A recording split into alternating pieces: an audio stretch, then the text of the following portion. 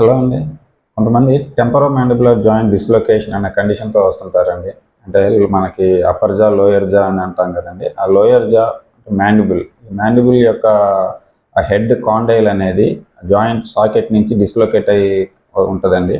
ఇది ఎక్కువగా నోరు అనేది ఓవర్ స్ట్రెచ్ చేసినప్పుడు, అంటే అన్నం తినేటప్పుడు గానీ, ఎక్కువగా ఆవలించేటప్పుడు గానీ, బాగా నవ్వేటప్పుడు గానీ, కొన్నిసార్లు ఏదన్నా జాయింట్‌కి గట్టిగా దెబ్బ తగిలినప్పుడు కానివ్వండి, కొంతమందిలో ఆ జాయింట్ అనేది హైపర్ మొబైలిటీగా ఉంటదండి. అంటే ఉండాల్సిన మూవ్‌మెంట్ కన్నా ఎక్కువ మూవ్‌మెంట్ ఉంటది. హైపర్ మొబిలిటీ అంటాము. కొన్నిసార్లు ఆ జాయింట్ చుట్టూ ఉండే కండరాలు గానీ, లిగమెంట్స్ గానీ కొద్దిగా లూజ్‌గా ఉండటము, ఇలాంటి కండిషన్స్‌లో జాయింట్ డిస్‌లొకేషన్ అనేది జరుగుతుంటదండి. ఈ ఈ జాయింట్ డిస్‌లొకేట్ అయినప్పుడు పేషెంటు ఆ నోరనేది తెరిచిన నోరు వెంటనే ఫ్రీగా ముయ్యలేరండి.